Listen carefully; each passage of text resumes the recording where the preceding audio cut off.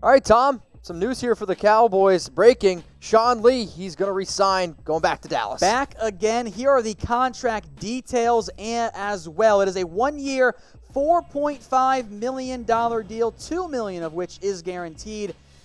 The Cowboys declined the option on Cameron Fleming, by the way, earlier today. This deal pretty much takes that money. Like it's almost a one-for-one swap.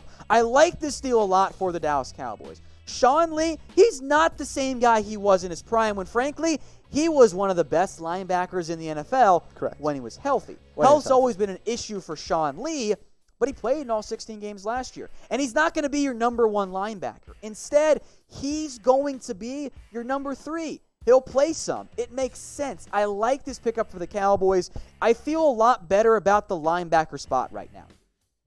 You got to hope, of course, that Leighton Van Esch's neck is healthy. You got to hope Jalen Smith bounces back. But you have some insurance in Sean Lee, and $4.5 million, that's about the right insurance for a great leader and a brilliant football mind as well. So for everyone tuning in right now, we are live on the Raiders Report, we are live on our Chat Sports main channel, and we are live on the Dallas Cowboys Report, a huge old simulcast. So what's your one-word reaction to the Cowboys re-signing Sean Lee? Solid.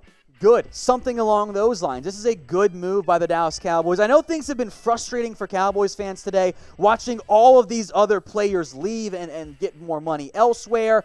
Sean Lee was fairly high on my list of guys I wanted to retain for what I thought the cost was going to end up being. Robert Quinn got a lot of money. Randall Cobb got a lot of money. I would have loved to keep one of those guys, quite simply. Would have freed up some more draft options there. Now that I've got Sean Lee back, I don't feel the need to take another linebacker even before we get to mid to late day 3 when it's going to be a special teams guy anyway. So getting Sean Lee back on this team, back on this roster, who I hope ends up being a Cowboy lifer. This guy's been one of my favorite Cowboys players for a long time. I mean, you've seen my Sean Lee jersey. I love it. It's one of the best ones I have.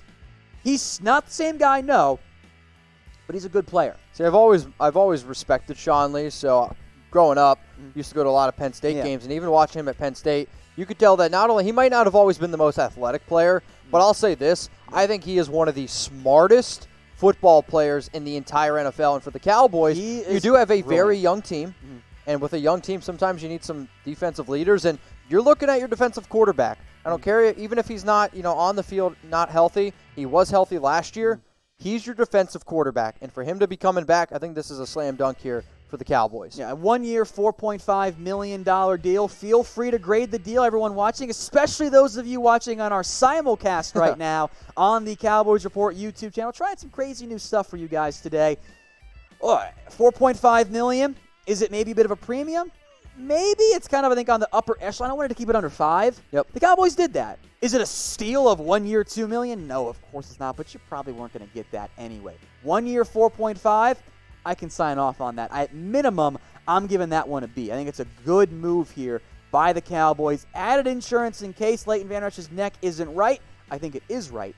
And you got Jalen Smith. You're still going to use mostly 2 linebacker sets, but as you adjust your defense, having a leader, a captain, and quite frankly, I think one of the smartest football minds in the game right now, in all seriousness, makes sense for the Cowboys. I like this move by Dallas. Especially with $2 million guaranteed. I mean, again, you got to always be a little bit worried about Lee's injuries. He did play 16 games. Fingers crossed that he plays 16 games this year. All right, Tom, walk me through now the Cowboys' depth chart. Yeah, so at linebacker, you're still going to have Jalen Smith, Leighton Vander Esch, ideally playing the vast majority of your snaps.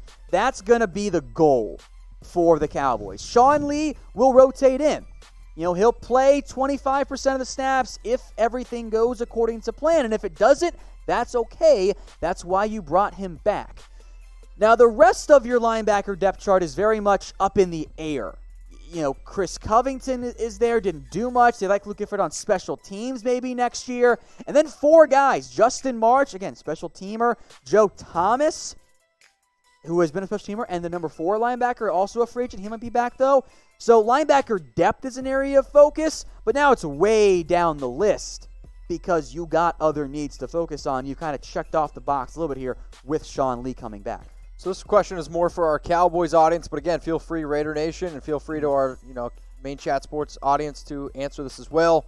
How worried are you about Leighton Vander Esch's neck injury? Scale of 1 to 10. I don't know a lot about it, but I hear neck injury, and instantly I go to 5.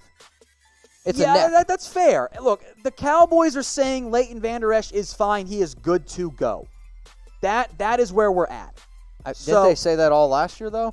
Yes, and that's why it's reasonable to be concerned here. That's why it's fair. So in terms of this injury and the neck, monitor it. You can't really freak out about it quite yet. You just can't do it yet, but it is worth monitoring. So I'm still on the lower end. We'll see if he's good to go for all of camp and everything else, but it certainly is worth monitoring for the Cowboys, meanwhile, because you don't have a ton of money to fill all of your needs with so many free agents.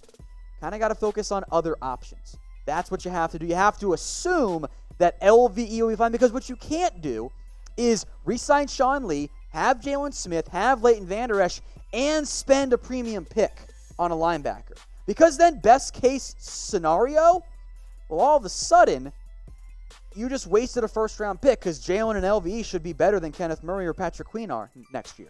That's not a route you can end up going. So we know that we are simulcasting on both the Cowboys and Raiders Report channel. So we're going to ask you, who's going to have more wins in 2020? Type C for the Cowboys or type R for the Raiders? I still think the Cowboys are going to end up winning more games than the Las Vegas Raiders. Not that the Raiders are going to be bad by any stretch of the imagination, but I think the Cowboys, even with so many potential losses, because they lost so many close games last year, I think they were 0-6 and 7 in games decided by 7 points or less, somewhere along that line, you're going to bounce back. You're going to win more games just by regression back to the mean. Now, you might not have as many close one-score games. You might not blow out as many teams as you did, but that is still worth noting for the Dallas Cowboys. I'm going C. See, I'll type my R because I think you had the toughest schedule in the league last year. You get a lot of these rookies, they get another year underneath their belt, another solid draft. Raider Nation, let's see in the comment section. Type that R.